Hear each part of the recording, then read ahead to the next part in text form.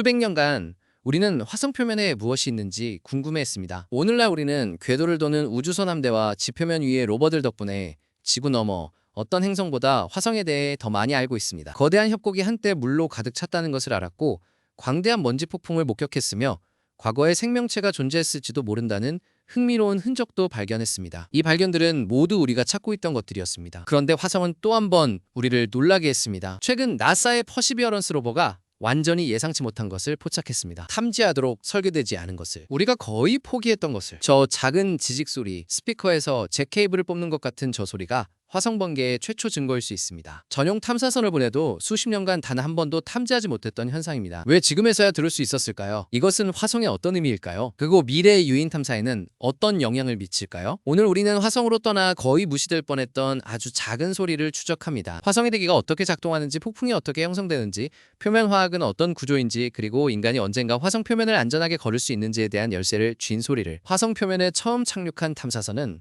1976년 나사의 바이킹 1호였습니다. 몇 달 후 자매 탐사선 바이킹 2호가 뒤를 이었습니다. 이 두 착륙선은 우리가 처음으로 본 화성 표면 컬러 사진을 전달했습니다. 붉은 갈색 지형과 먼지 낀 주황빛 하늘이었습니다. 이후 8기의 착륙선과 로버가 더 보내졌고, 지금도 2기가 활동 중입니다. 나사의 큐리오시티와 퍼시비어런스입니다. 이 놀라운 로봇 탐사선들은 화성이 과거에 액체물로 덮였다는 것을 밝혀냈고, 지표면 아래 얼음에 여전히 거대한 저장소가 숨겨져 있다는 사실도 드러냈습니다. 로버들은 강렬한 햇빛과 거센 바람, 그리고 격렬한 먼지 폭풍까지 화성의 온갖 날씨를 견뎌왔습니다. 그런데 오랫동안 빠진 것이 하나 있었습니다. 바로 번개입니다. 번개는 다른 행성들에서는 발견되었습니다. 보이저 1호는 1979년 목성을 지날 때 밝은 섬광을 포착했습니다. 나사의 주노 탐사선은 목성 번개를 근접 촬영했습니다. 토성에서는 폭풍이 수천 킬로미터에 걸쳐 뻗어 지구보다 1만 배의 강력한 번개를 방출합니다. 카시니 탐사선이 2009년에 관측한 번개 폭풍은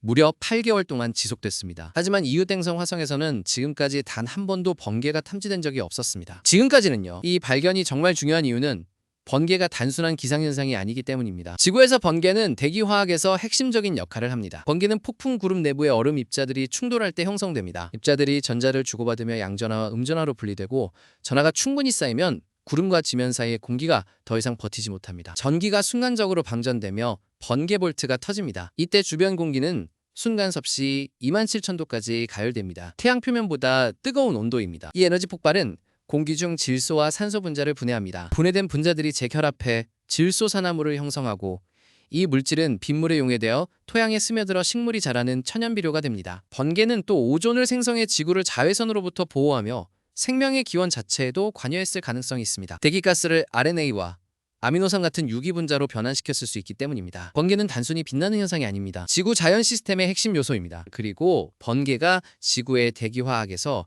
이런 역할을 한다면 화성에서도 마찬가지일 가능성이 높습니다. 그런데 지구나 토성, 목성과 달리 화성의 대기는 믿기 어려울 만큼 얇습니다. 지구보다 100배 이상 가볍습니다. 우리가 아는 방식의 번개는 일어나기 어렵습니다. 하지만 폭풍구름이 번개가 발생하는 유일한 장소는 아닙니다. 지구에서도 적절한 조건이 갖춰지면 화산 폭발로 번개가 생성될 수 있습니다. 2023년 과테말라 푸에고 화산을 촬영한 영상을 보면 화산 구름 내부에서 재와 먼지 입자가 소용돌이치며 충돌하고 마치 폭풍 구름의 얼음 입자처럼 전하가 발생합니다. 그리고 화성에 특히 풍부한 것이 하나 있습니다. 바로 먼지입니다. 화성의 바람은 먼지를 높이 19km에 달하는 먼지 악마로 끌어올립니다. 과학자들은 어느 날이든 1억 4,500만 개의 먼지 악마가 화성 표면을 가로질러 달리고 있을 것으로 추정합니다. 거대한 먼지 폭풍이 때로는 행성 전체를 뒤덮을 만큼 거대해집니다. 바이킹 탐사선들은 첫 해에만 이런 전 지구적 먼지 폭풍을 2번이나 목격했습니다. 화성의 궤도는 지구보다 덜 원형이어서 남반구 여름에 행성이 태양에 더 가까워집니다. 이 시기에 계절적 가열로 거대한 상승 기류가 생기며 대륙 크기의 폭풍이 형성됩니다. 약 5년 반마다 한 번씩 이 폭풍들이 합쳐져 행성 전체를 뒤덮습니다. 풍속은 시속 100km 정도에 불과하지만 먼지가 너무 고와서 태양을 거의 완전히 가려버립니다. 실제로 2018년 6월 오퍼튜니티 로버는 전 지구적 먼지 폭풍으로 전력이 끊겼고 다시는 깨어나지 못했습니다. 하지만 임무 담당자들에게는 악몽이지만 그 소용돌이치는 먼지는 번개 발생에 완벽한 조건을 제공합니다. 수십 년 동안 과학자들이 번개를 탐지하려 했습니다. 유럽 우주국의 마스 익스프레스는 5년간 화성먼지 폭풍에서 전기 활동의 흔적을 스캔했지만 아무것도 찾지 못했습니다. 스키아파렐리 모듈도 화성 대기의 전기 활동을 측정하는 특수 장비를 갖추고 파견됐지만 2016년 10월 착륙 접근 중 소프트웨어 오류로 낙하산이 너무 일찍 분리되며 추락했습니다. 그리고 수십 년의 탐색 끝에 드디어 퍼시비어런스 로버가 결정적인 증거를 발견했습니다. 그런데 이것은 운 좋은 발견이었습니다. 퍼시비어런스는 번개를 찾고 있지 않았기 때문입니다. 로버의 슈퍼캠 장비는 화성 암석을 레이저로 쏴서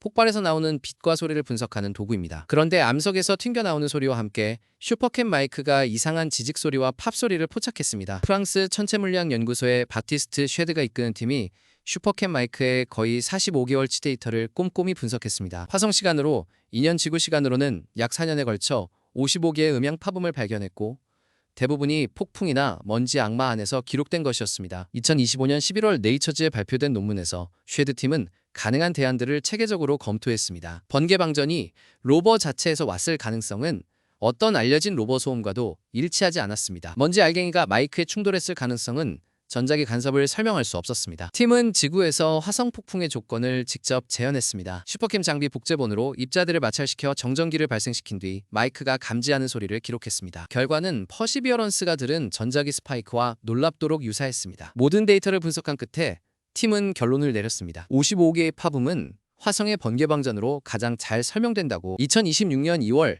또 다른 팀이 추가 증거를 내놓았습니다. 체코카를 대학 연구팀이 나사의 메이븐 탐사선 10년치 데이터를 분석하다 아주 작은 단서를 발견했습니다. 위슬러파입니다. 위슬러파는 행성 자기권의 자기장 라인을 따라 이동하는 저주파 라디오 신호입니다. 위슬러파는 번개가 발생했다는 명백한 지문이자 사실상 증거입니다. 목성, 토성 해왕성에서는 위슬러파가 관측되어 왔습니다. 하지만 화성에서는 한 번도 없었습니다. 화성은 수십억 년 전에 내부 활동이 멈추면서 전 지구적 자기권이 없기 때문입니다. 대신 남반구에 더 강하게 집중된 국부적인 자기장이 있습니다. 이제는 먼지 폭풍의 번개 활동이 일어날 때 위슬러파가 이 국부 자기장 라인을 따라 이동할 수 있다고 생각됩니다. 10만 개 이상의 메이븐 데이터 포인트 중 팀이 발견한 위슬러파는 단 하나뿐이었고 지속시간은 0.44초에 불과했습니다. 자주 보이지 않는다고 해서 없는 게 아닙니다. 이 순간적인 신호와 퍼시비어런스의 발견을 종합하면 화성의 번개가 거의 확실히 존재한다는 것을 알 수 있습니다. 화성의 번개는 지구의 강력한 번개 볼트와는 다릅니다. 양말을 신고 카펫을 가로질러 걷다가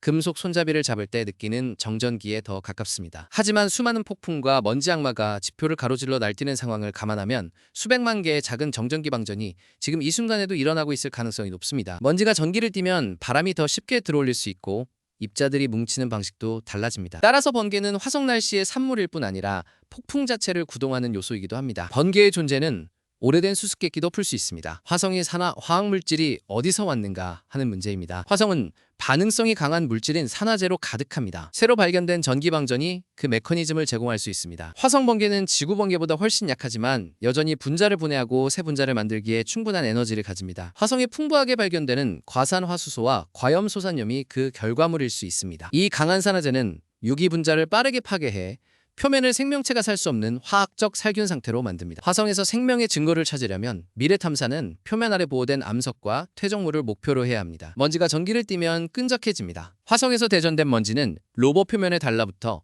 장비와 태양광 패널을 지속적으로 코팅합니다. 2022년 12월 나사의 인사이트 착륙선은 태양광 패널에 먼지가 너무 많이 쌓여 완전히 전력을 잃고 다시는 가동되지 않았습니다. 다행히 다음 세대 착륙선들이 개발 중입니다. 로절린 프랭클린 로버가 2028년 발사 예정이고 인도의 망갈리안 2호도 2030년 화성을 향해 출발할 계획입니다. 미래의 로버와 착륙선만이 화성 표면에 있지 않을 수도 있습니다. 나사와 스페이스X 모두 향후 10년 내에 인간을 화성에 보낸다는 야심찬 계획을 세우고 있습니다. 그렇다면 새로 발견된 화성 번개는 우주 비행사들이 걱정해야 할 것일까요? 먼저 좋은 소식입니다. 화성에 처음 발을 내딛는 인간이 번개에 맞을 가능성은 극히 낮습니다. 번개가 너무 약하기 때문입니다. 하지만 잦은 소규모 전기방전은 우주비행사 장비에 간섭을 일으킬 수 있습니다. 화성의 번개는 미래 임무의 실질적인 공학적 도전 과제입니다. 화성 번개를 완전히 이해하려면 훨씬 더 많은 연구가 필요합니다. 하지만 퍼시비어런스 로버의 이 우연한 발견은 새로운 연구 영역을 열기에 충분합니다. 수십 년간 면밀히 관찰한 이후에도